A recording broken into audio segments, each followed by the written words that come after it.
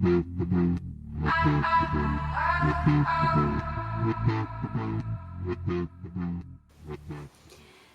tout le monde, aujourd'hui je vous retrouve pour une nouvelle vidéo. Alors je voulais vous en parler depuis que je l'ai reçue, il s'agit bien entendu de ma liseuse. Voilà, j'avais envie d'aborder ce sujet avec vous, donc ce qui concerne surtout la lecture numérique. Pourquoi? Parce que j'y suis passée tout récemment et à mon plus grand étonnement, eh bien j'adhère. Je dirais pas complètement parce que évidemment j'aurais toujours une petite préférence pour le livre papier, mais je suis très contente d'avoir donné sa chance au numérique et je prends beaucoup de plaisir à lire dans ce format. Je suis sûre qu'au fur et à mesure des mois, eh bien cela va continuer. Donc voilà, aujourd'hui j'avais envie de vous parler donc de ce sujet. Doit-on passer ou pas à la lecture numérique? Doit-on lui donner sa chance ou pas? Telle est la question. Donc voilà, je vous ai préparé un joli petit article là-dessus aussi sur le blog. Donc je vais essayer de résumer un petit peu ce que j'ai écrit avant de vous présenter donc ma liseuse. Je tiens à préciser donc que cette vidéo est purement d'un point de vue personnel. Je ne m'y connais pas assez pour vous donner les meilleurs conseils, donc quelle liseuse choisir, ça c'est à vous de voir. Donc moi je vais vous proposer de découvrir la mienne dont je suis très contente et que je peux évidemment vous conseiller. Alors avant de commencer, j'avais envie de vous parler un petit peu de mon expérience avec donc, le numérique. Donc voilà, moi au départ j'ai toujours eu une espèce de réticence envers le numérique. J'avais vraiment une idée très préconçue donc, de ce format que je trouvais vraiment très impersonnel.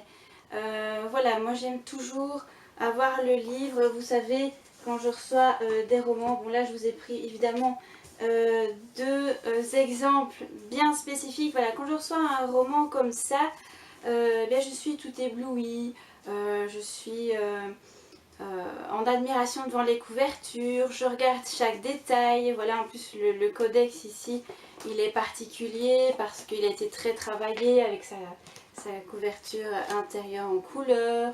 Alors il y a la jaquette qui s'enlève si c'est un hardback pour les livres VO. Ici ben, c'est un peu plus travaillé, donc voilà, je regarde tout ça, je regarde les couvertures, je regarde les résumés. Voilà, je regarde un peu la texture, comment c'est écrit, comment c'est présenté, s'il y a des choses graphiques. Bon, évidemment ici c'est très graphique parce que c'est un livre particulier. De même que le Harry Potter, quand je l'ai reçu, bon, j'étais en extase. Voilà, c'est magnifique, c'est velouté, le format est totalement différent. Voilà, bref. Quand je reçois un livre, je fais tout ça, donc je le regarde sur toutes les coutures. Ça fait partie du processus de la lecture pour moi. C'est quand je reçois donc un roman, je regarde tout.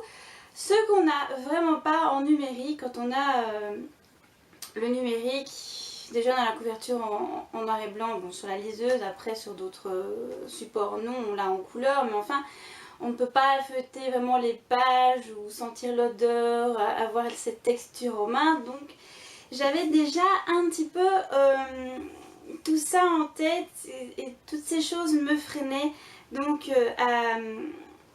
à passer au numérique. Et puis je dois vous avouer que j'ai quand même pensé, parce que voilà, bon, les bibliothèques ne s'agrandissent pas par magie, donc on en achète des nouvelles, on réarrange ses livres, on enlève tout, on recommence, enfin c'est un rangement un peu sans fin. Et là, bon, mes bibliothèques sont pleines à craquer, et donc j'avais pensé encore une fois à passer au numérique sans trop oser, enfin en tout cas investir dans une liseuse.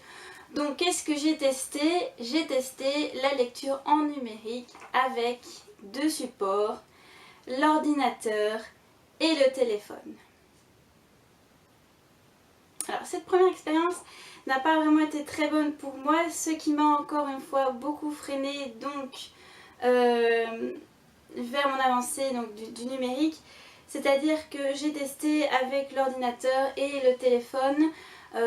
Pourquoi? Parce que je reçois encore bien via la plateforme NetGalley des copies avancées de livres. Voilà, comme par exemple le dernier tome des Iron Fey que j'ai reçu quasiment un mois et demi à l'avance, mais donc c'était à lire en numérique. Et forcément c'était soit l'ordinateur ou le téléphone. Alors l'ordinateur, j'ai essayé peut-être 2 fois et je dois avouer que là c'est juste impossible. Donc l'ordinateur, malgré des bonnes applications, donc on connaît la Kindle forcément, moi j'utilisais l'application Liberty qui est vraiment très très chouette. Donc malgré ça, lire sur ordinateur, c'est ce qu'il y a de pire. Donc bon, moi j'ai un ordinateur portable, donc il est vrai que je pourrais le déplacer confortablement dans un fauteuil, mais encore faut-il le garder sur ses genoux, etc. Donc soit vous faites ça, ou alors si vous avez un fixe, bon, il faut rester planté devant votre écran. Et moi personnellement j'avais l'impression en fait de fixer mon ordinateur, vous savez, dans une position très inconfortable qui fait mal au cou, aux épaules, au dos. J'avais l'impression de regarder inlassablement mon écran sans rien faire. Et finalement la fatigue me gagnait parce que même si je lisais une chouette histoire, j'avais l'impression de m'ennuyer comme ça, là, sans rien faire, en étant mal positionnée. Donc voilà, déjà tout ça. Et puis forcément, il y a le fait que ça bousille carrément les yeux de fixer son écran d'ordinateur. On le sait bien, déjà quand on travaille, pour ceux qui travaillent sur un ordi au bureau, ou comme moi qui suis webmaster et qui travaille tout le temps sur l'ordi, alors si je dois en plus lire après dessus, je vous assure que j'ai les yeux complètement out. Donc tout ça m'a vraiment dérangée. Donc j'ai testé la lecture sur mon téléphone. Alors maintenant avec les smartphones, c'est vrai qu'on fait des modèles de plus en plus grands. Donc ça, la prise en main est nettement plus intéressante. Bien que moi, mon modèle qui fait un 4 pouces, .8, truc du genre, je trouve que c'est encore un peu petit. Voilà, bon, néanmoins je trouve que c'était plus sympathique de lire sur le téléphone. Déjà on peut jouer un peu plus sur les réglages.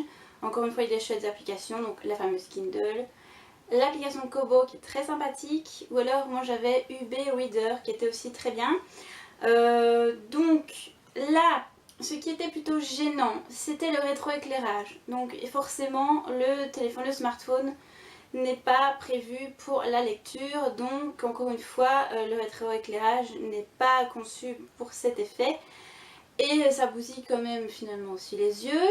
Et puis moi personnellement la batterie ne tenait absolument pas le rythme, donc je lisais même une petite heure, la batterie était déjà out, donc c'était assez problématique dans ce cas-là. Voilà, un jour j'étais motivée, je voulais lire pendant un long trajet et je me suis rendu compte qu'en fait ça avait bouffé les 3/4 de ma batterie, donc pour tenir après pour la journée c'était un peu compliqué. Donc voilà, bien que j'ai trouvé ça un peu plus confortable, j'avais encore cette impression de ne pas y être, de ne pas être en accord avec la lecture via donc ce téléphone, parce que pour moi le téléphone c'est plus justement pour envoyer des SMS, pour appeler ou pour surfer sur internet, voilà, et pas spécialement pour lire. J'étais pas vraiment en accord avec cette idée là, donc cette première approche du numérique n'était pas du tout excellente ni favorable. Donc je me suis dit voilà, pourquoi pas m'intéresser finalement au vrai support qui est la liseuse. Alors la liseuse oui, mais laquelle? Alors là c'était tout le problème aussi. Donc je vais vite fait vous parler de 2 liseuses que tout le monde connaît. En général quand vous demandez tiens quelle liseuse je dois choisir, tout le monde te dit la Kindle ou tout le monde te dit la Kobo. Et toi tu dis ouais ok, bon soit l'une soit l'autre. Donc moi je me suis amusée à faire un comparatif. Alors ce qu'il faut savoir que évidemment comme j'étais pas une friande de numérique à la base, j'avais pas tellement envie d'investir des sommes astronomiques dans ce support, ne sachant pas si j'allais l'utiliser beaucoup, un peu ou pas du tout. Donc voilà, alors donc ce qui a joué dans ma recherche, c'est évidemment le budget. Forcément il y a une limite. Donc du côté de la Kindle, il y a 3 modèles maintenant, c'est la basique, la Paperwhite et la Voyage. Alors ça se situe entre 70 €, donc 70 pour mes amis français, ou 190 €, selon les options. Donc c'est un peu cher, voilà, bon. 70 € ça va encore, mais il faut pas oublier que la copine, la Kindle, eh bien, elle n'inclut pas son chargeur, donc il faut compter 20 € de plus. Bon, je sais pas si elle a inclus le câble ou si c'est ça qu'elle entend par chargeur, bref, je ne sais pas trop. Alors du côté des Kobo, il y a plusieurs modèles, il y en a 6 d'après leur site officiel, mais on retrouve surtout sur les sites comme la Fnac, etc. La Kobo Glow, Aura, et alors apparemment c'est la petite nouvelle, c'est la Touch 2.0. Alors là encore, bah, les prix c'est entre 90, donc 90 € à 190 €, donc ce qui est un peu, encore une fois, énorme. Enfin moi ça me semblait carrément hors de portée. Voilà, donc niveau prix, c'était un peu compliqué, surtout que il faut pas oublier évidemment les accessoires. C'est bien beau d'avoir la liseuse, mais il faut quand même aussi avoir la housse de protection. Donc du côté de la Kindle, les housses entre 20 et 40 € et à peu près pareil pour la Kobo. Donc bon bah c'était un peu décourageant parce que bon déjà le budget de la liseuse en lui-même était cher, mais en plus il faut donc penser à tout ça. Alors il ne faut pas non plus négliger le fait donc, de votre pays. Alors pourquoi est-ce que je vous parle de ça? Parce que moi, petite belge que je suis, eh bien mes choix sont vite restreints en matière de liseuse. Je vous explique. Donc voilà. Pour la Belgique, eh bien, la Kindle est carrément inaccessible parce que Amazon ne livre pas la Kindle en Belgique. Allez savoir pourquoi, je n'en sais rien, puisque Amazon livre à peu près tout en Belgique, sauf par rapport aux revendeurs, mais la Kindle c'est inaccessible. Donc à moins d'avoir des amis, ce que j'ai évidemment en France, qui peuvent donc recevoir la Kindle chez eux et puis vous la renvoyer éventuellement. Ça, et alors pour la Kobo, eh bien, il faut savoir que les Fnac en Belgique, eh ben, il n'y en a pas 36 malheureusement, donc par exemple il n'y en a pas dans ma ville, donc il faut que je cours un peu loin pour aller dans une Fnac. Et alors pour internet, ce qu'il y a encore une fois, c'est qu'on ne peut pas passer par le fnac.com. Non, il faut passer par le fnac.be, sinon la livraison n'est pas possible. Voilà, et donc la fnac.be eh bien, n'offre pas énormément de choix de Kobo. Donc pour l'instant, au jour d'aujourd'hui, voilà, il y avait 3 ou 4 modèles seulement. Tous au-delà de 100 €, je crois que c'était entre 120 et 190 €. Donc c'était carrément inaccessible pour moi. Voilà. Alors on a aussi évidemment la question des fichiers. Voilà, donc bah, si vous choisissez une Kindle, bah, c'est parce que vous et Amazon c'est une grande histoire d'amour. Donc voilà, parce que il faut bien penser à ça aussi. La Kindle c'est vraiment le format Kindle, sans blague. Et la Kobo par contre, voilà, on a le format pub, PDF. Et alors pour les plus évolués dans les Kobo, on a aussi le format bande dessinée. Donc ça pour ceux qui aiment lire ce genre de choses, les scans de manga, etc. Bah, ça peut être un plus. Voilà, donc je me suis mise à faire ce comparatif et je me suis rendu compte que en fait ben, ni l'une ni l'autre ne me correspondaient vraiment. Pourquoi? Parce que bon bah Amazon il faut s'en tenir au format Kindle et puis bah, forcément c'est pas livrable en Belgique, donc il faut commencer à s'arranger avec quelqu'un en France, etc. Donc ça freine quand même les choses. Je sais pas trop au niveau des garanties, des retours, comme on habite en Belgique non plus, ça y pensait.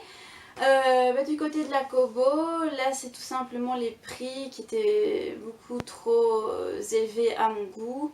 Le fait qu'on n'ait pas beaucoup de choix non plus via le site internet. Donc voilà, j'avais vraiment envie d'autre chose, de quelque chose de beaucoup plus accessible. Et c'est là que j'ai très bien fait de demander un peu sur Twitter des avis, puisque j'ai une amie, donc Evelyne, qu'on surnomme la fineuse sur Twitter, qui m'a conseillé sa liseuse, qui est la liseuse Nolim de chez Carrefour.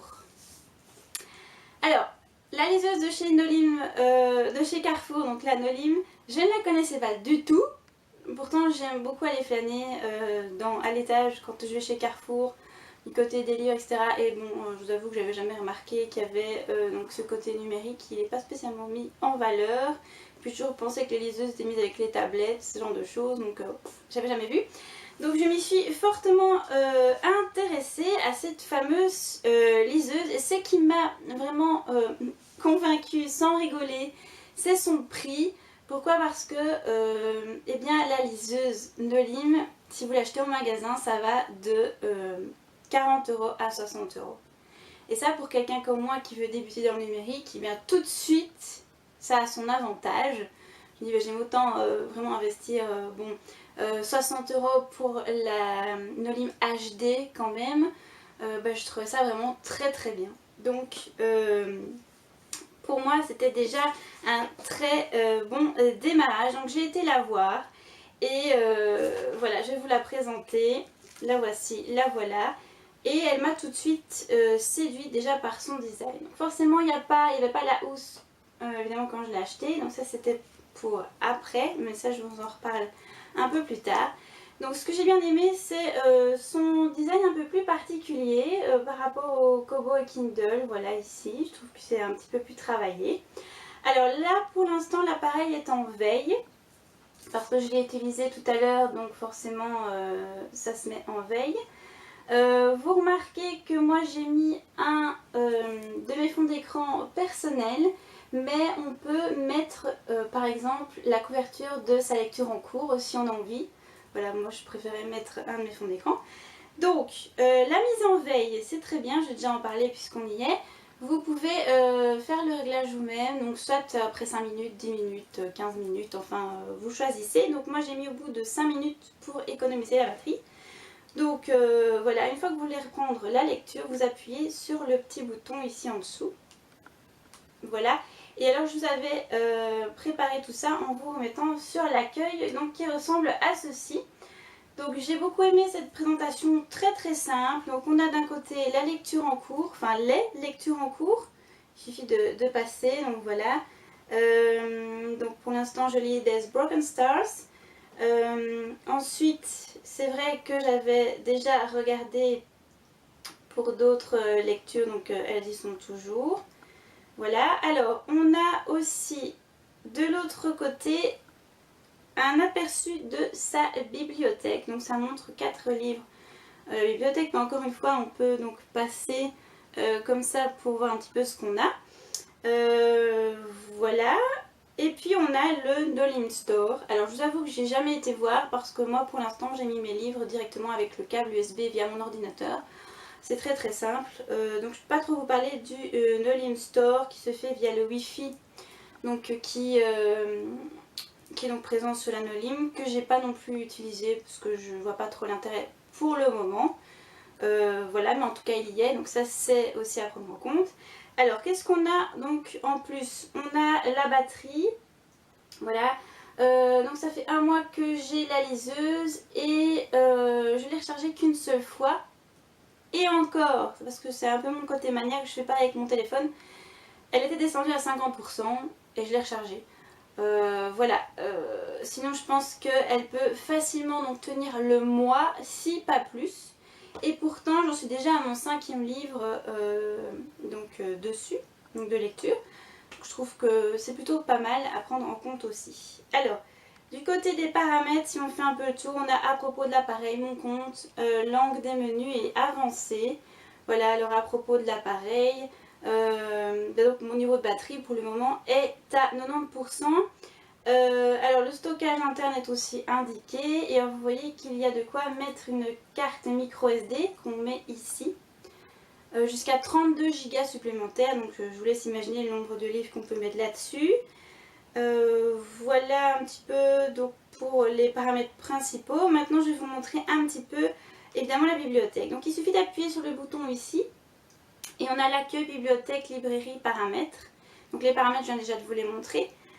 Donc niveau bibliothèque, voilà comment ça se présente. Donc vous avez mes collections. Alors je vais vous les montrer après, moi j'en ai fait 10. On a en cours de lecture, on a les livres terminés, on a tous les livres d'un coup et on a les images. Donc niveau images, moi j'ai mis donc des fonds d'écran, donc pour mon écran de veille. Et je me suis amusée à faire 10 collections, vous n'êtes pas obligés, mais moi je trouvais que c'était plutôt sympa. Donc voilà à quoi ça ressemble. Alors, j'ai fait dystopie, les fairy tales, le retelling comme on dit, les fantasy, middle grade, mythologie, new adulte, paranormal, romance, science-fiction. Voilà. Mais je vais vous montrer l'affichage de tous les livres d'un coup. Alors, ce qui est intéressant, c'est qu'il y a deux modes d'affichage. Donc, par exemple, comme ceci, sous forme de liste.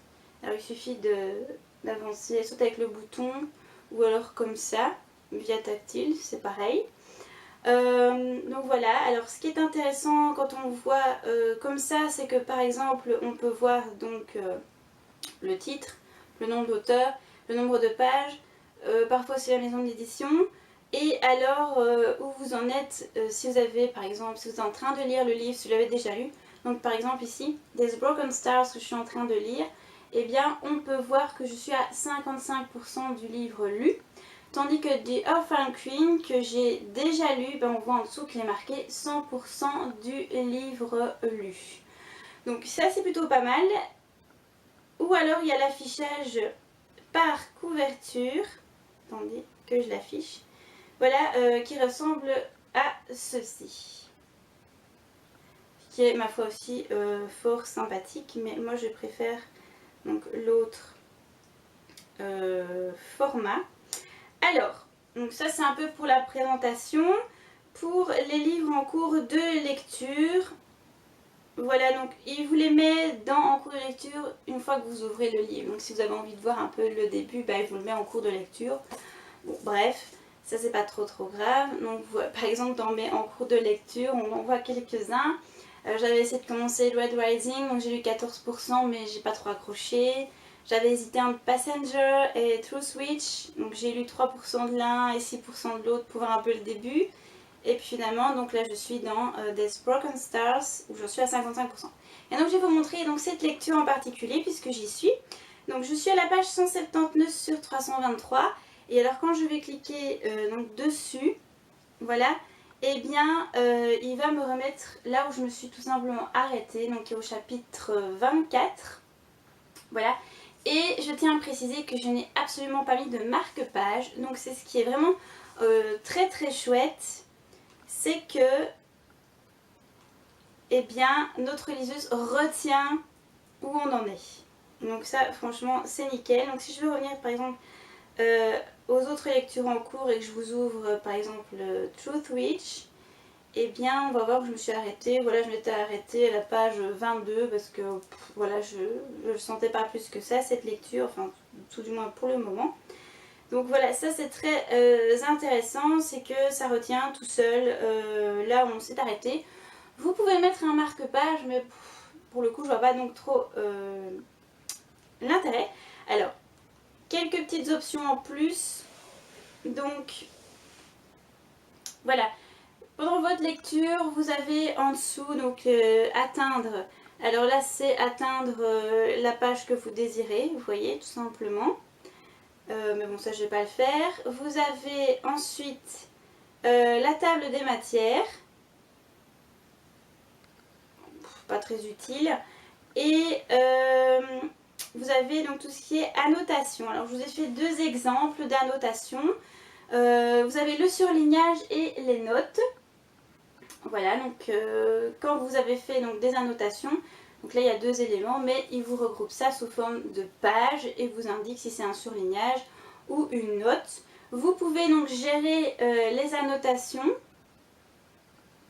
Voilà, donc vous avez ajouté un marque-page, ajouter un surlignage ou les supprimer, c'est pareil, ou ajouter une note. Je vais vous montrer un petit peu. Alors, ajouter un surlignage, eh bien c'est très simple. Il vous remet donc là où vous êtes actuellement. Et alors, bah, vous prenez comme ça sur l'écran. Hop. Ok, c'est surligné.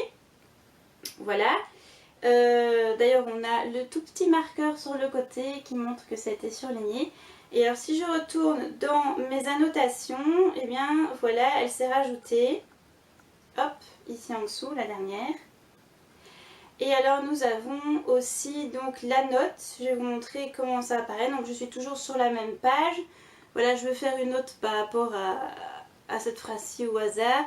Et voilà, j'ai le petit clavier qui apparaît et je peux rajouter donc ma note par rapport à ce passage. Donc encore une fois, c'est très sympathique une fois que vous l'avez fait, donc ça reste aussi surligné et on a le petit symbole qui indique qu'il y a une note à ce passage là. Donc honnêtement, pour tout ça je trouve ça très sympathique, sincèrement, donc voilà. Ensuite, pour la lecture en elle-même, vous voyez l'affichage de le pub est vraiment nickel, enfin moi je trouve ça vraiment très agréable. Vous avez donc tout ce qui est paramètres de texte. Donc la taille du texte, ça c'est à vous de voir. Moi il est plus ou moins grand, mais il peut être encore plus grand ou il peut être plus petit. Vous choisissez votre police de caractères. Bon ben moi j'apprécie le vert nana, donc c'est en vert nana. Vous avez l'interlignage, les marges, vous pouvez aussi choisir le style de l'éditeur. Donc voilà, donc tout ça est paramétrable, c'est très chouette pour vous assurer un meilleur confort. Donc moi je me plais bien avec ce genre d'écriture, je trouve que c'est très chouette. Alors pour la lecture en elle-même, donc voilà, moi je tiens ma liseuse soit comme un livre ouvert ou le plus souvent je le tiens comme ça d'une main et je vais utiliser alors les boutons que je trouve très sympathiques. Alors évidemment mon bouton de gauche est un peu moins utilisé parce que c'est revenu en arrière et je reviens très peu en arrière. Mais le bouton de droite, lui, est tout le temps utilisé. C'est pour ça que j'aime tenir ma liseuse donc, comme ça. Donc j'ai le pouce sur le bouton. Il suffit que j'appuie et hop, c'est parti. Bon, maintenant, je vais essayer de ne pas perdre trop ma page où j'en étais.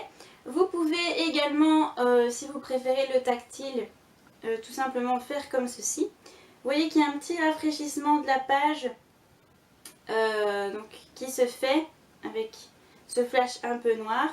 Vous pouvez régler ça aussi donc, dans les paramètres, le rafraîchissement de la page toutes les 5-10 pages ou jamais.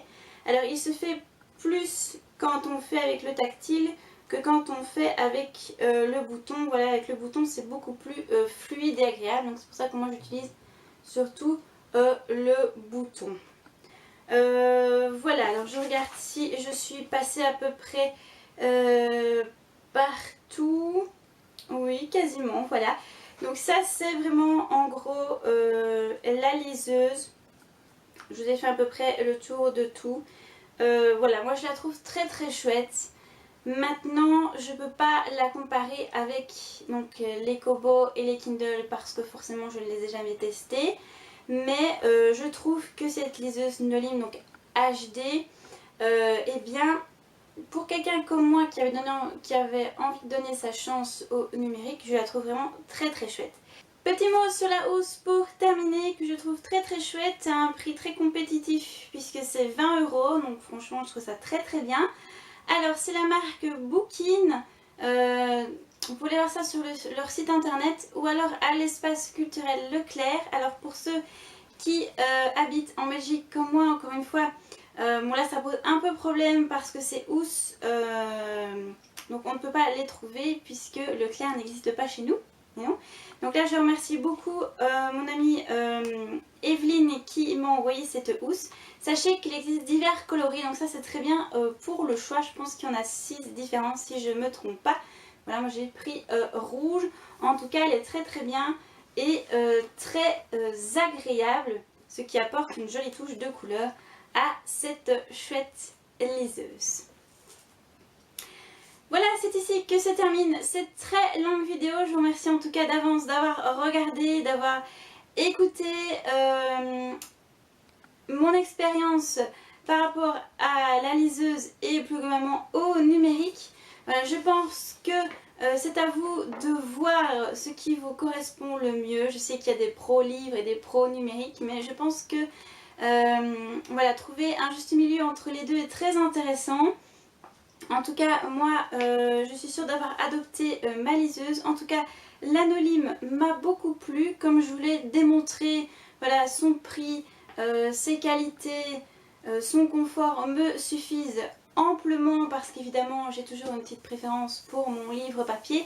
Mais voilà, le numérique a aussi beaucoup d'avantages, surtout lorsqu'on voyage, parce que forcément c'est beaucoup plus léger à transporter. On a évidemment non pas un livre avec soi, mais on a peut-être même des centaines.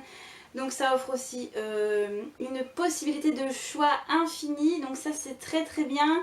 Évidemment, on n'a pas le côté esthétique, le côté réel du livre.